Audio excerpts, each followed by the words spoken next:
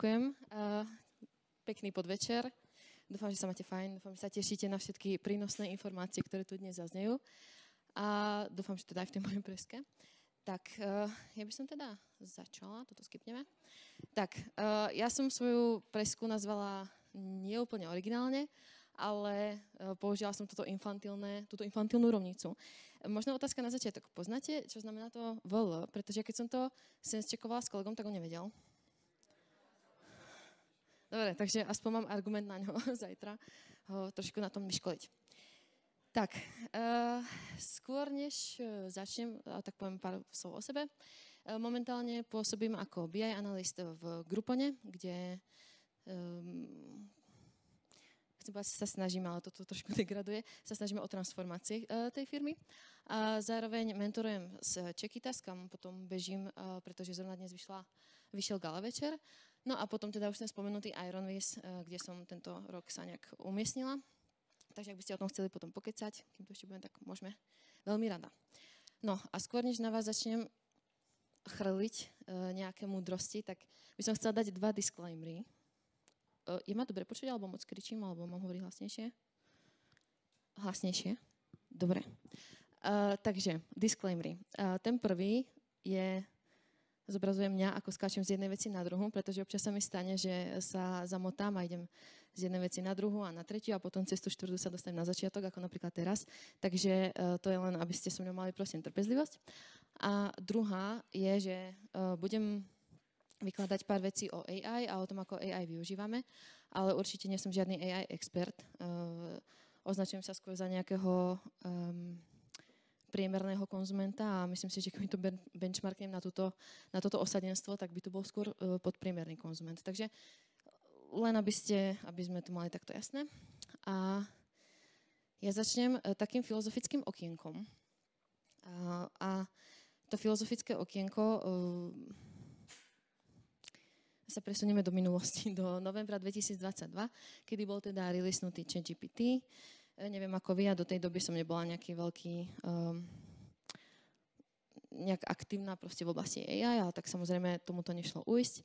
A priznávam sa, že bola som v tej skupine ľudí, ktorí boli trochu zdesení alebo nejaký ako prekvapení tým, čo to všetko dokáže. A teraz si samozrejme tá otázka, ktorá potom tu zaznie v panelovke, tak teda čo ten môj job, mám to teraz rýchlo začať hrotiť, všetko sa naučiť, alebo to je v pohode. A vlastne, keď som sa do toho nejak tak pozrela, tak mi prišlo, že keď som tak nejak pochopila high level, ako to funguje, že vlastne asi to ešte nebude tak horké. Že, a ja som to tu označila ako revolúciu, ako každú inú. To slovo revolúcia možno je trošku prísna alebo silné, ale myslím si, že je to celkom na mieste.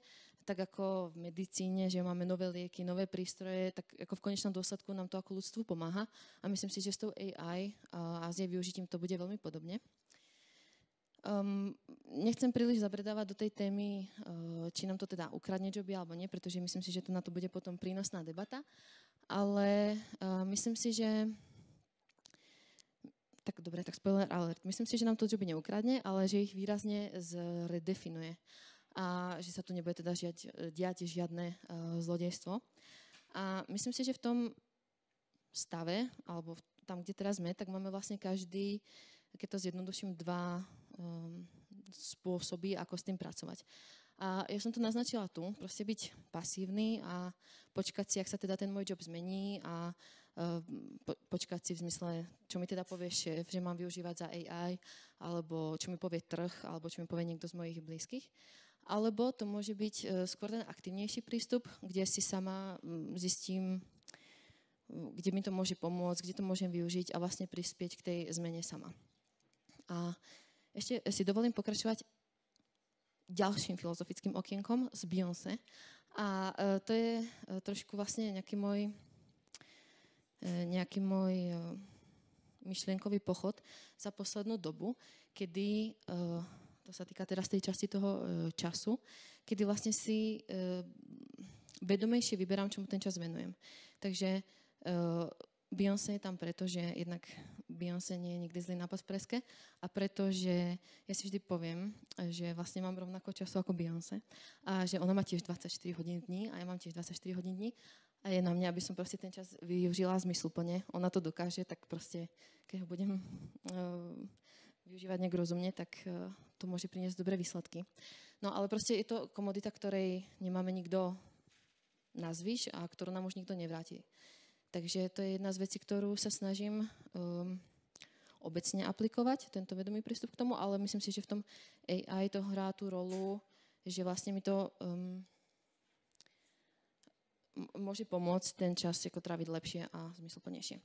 A k tej zmysluplnosti sa viaže tá pridaná hodnota a vlastne tiež vyberať si veci, kde buď ja tú pridanú hodnotu nejakú získavam, alebo kde ju teda dávam. A už to môže byť čokoľvek na základe vašich preferencií, či už proste ako finančného hodnotenia alebo niečo podobné. Tak a vlastne takže ten outcome tu je, že fakt vyberať si, čomu ten čas venujem a kde to dáva zmysel ho venovať. A tam si myslím, že vlastne teraz akoby vám ukážem nejaký konkrétny use case, kde si myslím, že tá úspora času je výrazná a niečo, čo by mi predtým bralo minimálne čas v radoch hodín, tak teraz stihnem spraviť za nižšie desiatky minút, keď ešte musím nejaké prompty znovu spustiť a tak. Takže use case. Je to teda vec, ktorú sme robili teraz aj v Groupone a je to Social Media Organic Performance Monitoring. Takže skrátke proste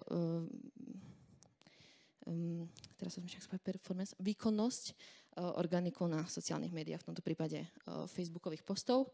A ten predpoklad je tu ten, že teda už máme nejaké data niekde uložené. V tomto prípade je to Kebula, ale môže to byť teoreticky hocikde a vlastne teoreticky, k tomu sa dostaneme, ani tie data nemusíte mať, aby ste boli schopní dostať ten výsledok, ktorý vám potom ukážem. Tak.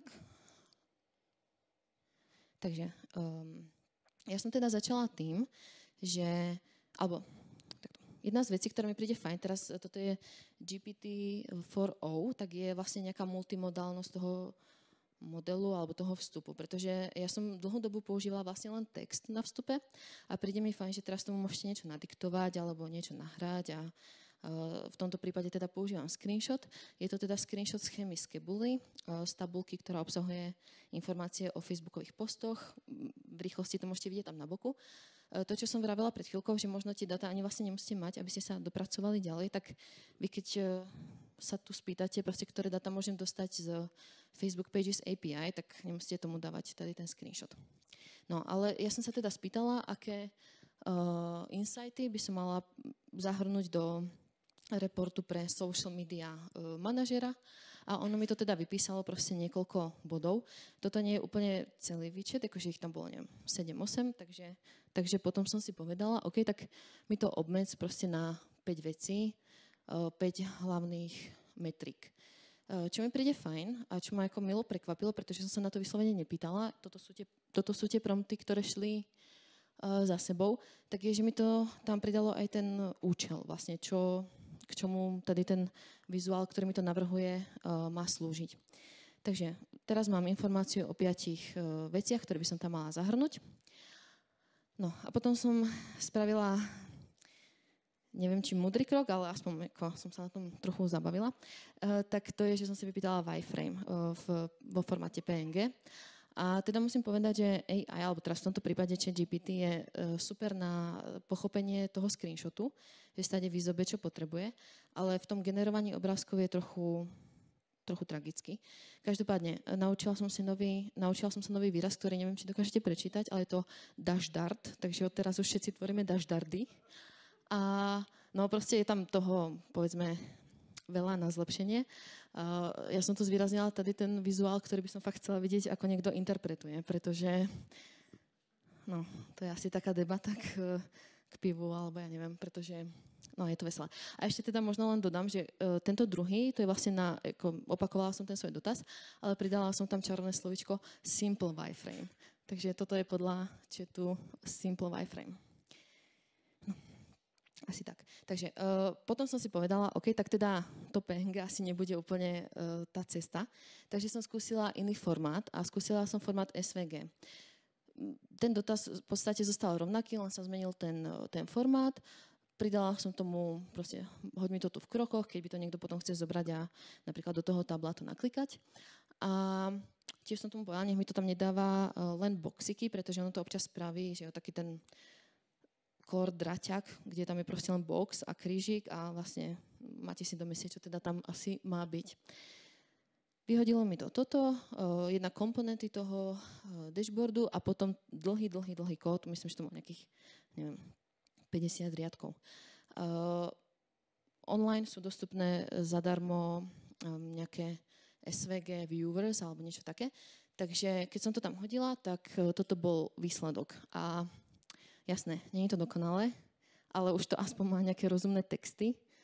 Niečo, čo pripomína trochu graf, nejaké placeholdery na filtre. Ale ešte sa to dá trochu vytuniť. Takže som k tomu, som to nejak ziterovala, myslím, 3-krát.